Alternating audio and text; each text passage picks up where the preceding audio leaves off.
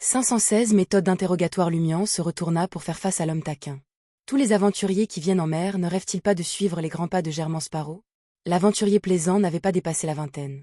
Des cheveux bruns bouclés surmontaient un visage décharné, ses yeux bleus un teint pétillant d'amusement. Malgré la barbe de 3 jours qui ornait son menton, il dégageait un air bourgeois de Trèves, raffiné dans ses détails.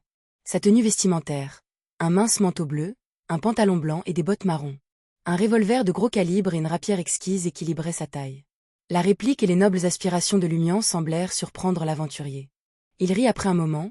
Même Sparrow n'a pas réussi à traquer les rois pirates. Germain Sparrow n'est-il pas celui qui aurait tué Barrows Hopkins, le roi disparu du trône noir, l'un des 4 rois de la mer originaux? Même si la série L'Aventurier n'en avait pas encore parlé, Lumian était un lecteur assidu de contes maritimes dans les journaux et les magazines. L'aventurier s'est moqué. Non confirmé. Ce n'est que lorsque cela est intégré dans la série Adventuré que c'est la vérité. Ils disent que Forwall a été spécialement embauché par l'Église du Fou pour promouvoir les exploits de Sparrow. Comme je le soupçonnais, le célèbre auteur Forwall opère sous la protection de The Full Church, ce qui lui permet d'écrire sans crainte sur les secrets des grands pirates. Lumian a demandé avec intérêt. Alors, la relation entre Germain Sparrow, l'ancien vice-amiral allemand, et l'actuelle reine d'Elman est réelle. Je parierais là-dessus. La reine de la maladie elle-même ne l'a jamais nié, répondit l'aventurier, appréciant clairement la conversation. Après leur conversation, l'aventurier, avec son attitude enjouée, a trouvé Lumian encore plus attirant. Il a souri et a demandé « Comment dois-je m'adresser à vous ? Après avoir appris votre nom et que vous soyez devenu une légende comme Germain Sparrow, je peux me vanter auprès d'autres aventuriers que je vous ai connus avant que vous ne deveniez célèbre. » Sa dernière phrase était empreinte de plaisanterie bon enfant. Louis Berry, Lumian a proposé son pseudonyme. Et vous? Peut-être serez-vous le prochain moineau de Germain. Batna Comté. L'aventurier au revolver à grande ouverture et à la rapière exquiserie et dit « Je ne m'attends pas à finir comme Germain Sparrow.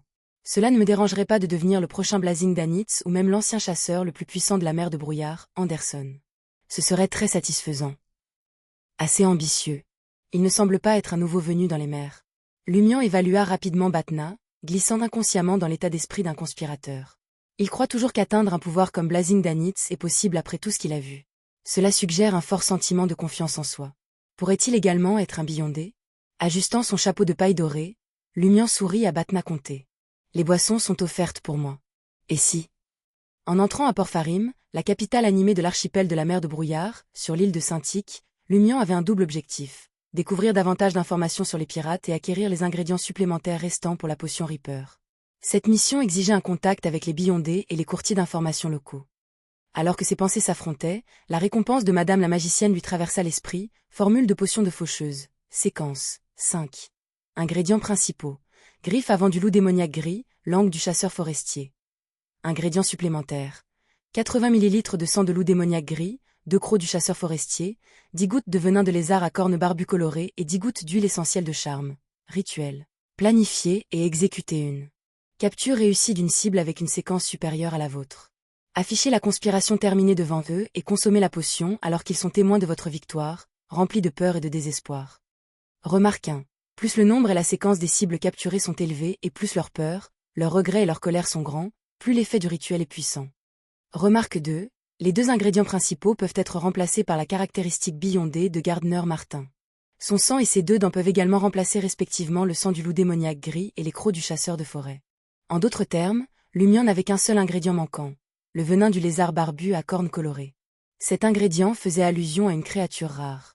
Heureusement, l'huile essentielle de charme, ingrédient courant parmi les amateurs de mysticisme, était déjà en sa possession avant son départ de Trèves.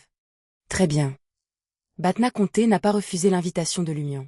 Les 2 hommes se dirigèrent vers une rue latérale de la place, où se déroulait un marché en plein air animé. D'imposantes piles de fruits bordaient le bord de la route, tandis que les étals regorgeaient de chapeaux de paille golden leaf, de cannes à sucre juteuses, de scones sucrés, de viande rôtie savoureuse, de cigarettes locales et de tranches de bananes frites.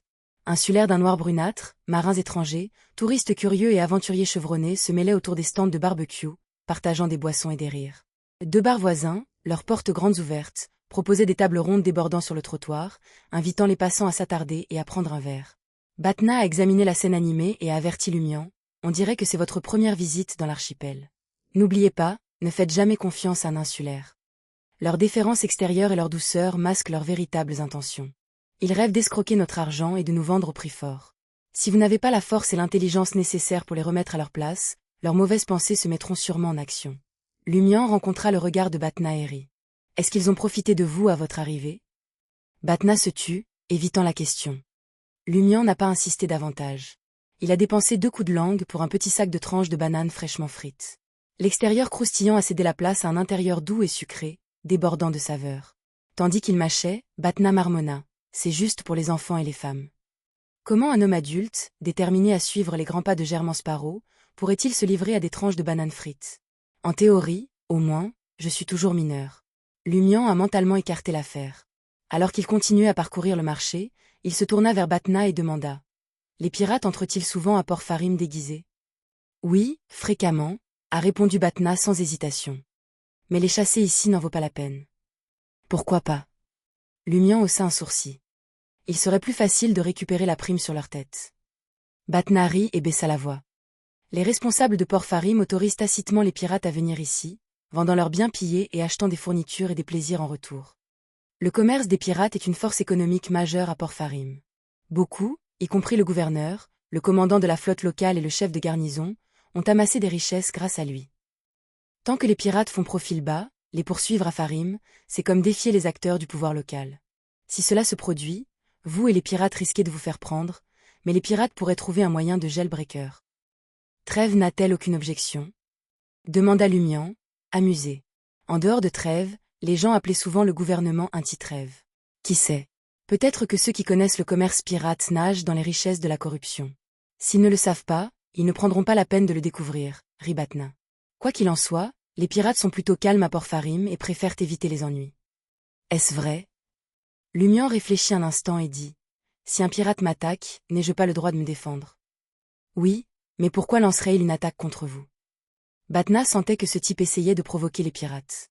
Peut-être pense-t-il que je suis une cible facile? Lumian a répondu alors que lui et Batna Conté se tournaient vers un bar voisin. Ils y sont entrés, choisissant de s'asseoir à l'intérieur plutôt que dans la rue. C'était tout aussi animé à l'intérieur, avec une femme métisse dansant de manière provocante sur la scène en bois au centre de la salle. Ses mouvements étaient synchronisés avec la musique, levant fréquemment les jambes et suivant le rythme. Peu à peu, elle s'est débarrassée de sa veste et de diverses couches, révélant de vastes zones de peau saine et des courbes douces. Alors qu'elle posait la main sur son sous-vêtement, les clients environnants répondirent par des sifflements et des acclamations bruyantes, l'atmosphère atteignant son paroxysme. Et ça? D'une certaine manière, Farim n'est-il pas plus ouvert d'esprit que Trêve? Non seulement on le voit, mais on peut aussi l'emporter avec une somme d'argent, a remarqué Batna avec un sourire. Lumian leva la main droite et déclara. Cela signifie seulement que Farim est suffisamment loin de la portée des églises et de l'avenue du boulevard de Trêve. Que veux-tu dire? Batna fut momentanément interloqué. Lumian a adopté un ton pieux, imitant un fervent croyant au soleil éternel de feu. On est trop loin de la justice pour être lié par la loi. Voyant l'expression de Batna se figer, Lumian sourit à nouveau. Je plaisante. En mer, qui se soucie de la loi. La force fait le bien. Batna rit, soulagé. Pendant une seconde là, j'ai cru que tu allais purifier les lieux au nom de Dieu. Prenant place, ils commandèrent la célèbre liqueur sucrée de l'archipel de la mer de Brouillard, Golden Somme. 8 verres par verre était beaucoup moins cher qu'un Trêve. Alors que la liqueur sucrée et caramélisée lui réchauffait la gorge, Lumian se lança dans une conversation enthousiaste à propos de Germain Sparrow, agissant comme un disciple dévoué. Il a discuté avec Batna et même avec le barman, les entraînant dans son discours passionné. Au bout d'un moment, Lumian termina son Golden Somme et se leva, attiré vers la plateforme centrale en bois où une nouvelle stripteaseuse était montée sur scène. Batna regardait avec un sourire complice. Il supposait que le garçon ne pourrait pas résister à l'attrait. Lumian s'est approché de la plateforme, a attrapé 2 clients qui lui bloquaient le passage et les a jetés de côté sans effort. Avec une puissante poussée contre le bord de la plateforme, il sauta sur la scène. Sous le regard ahuri de tous, Lumian a sorti son revolver, l'a pointé vers le plafond du bar et a tiré. Bang! La poussière pleuvait, obligeant la stripteaseuse à s'accroupir. Les clients ont paniqué et se sont précipités pour se mettre à l'abri. Certains restaient figés sous le choc, d'autres lançaient des regards indignés ou fronçaient les sourcils, et quelques-uns affichaient même des sourires impatients. À quoi pense-t-il? Que fait-il? Batna était abasourdi. Lumian a soufflé sur la bouche du revolver et a adressé un sourire au client. Tout le monde, puis-je avoir votre attention? J'ai quelque chose à vous demander.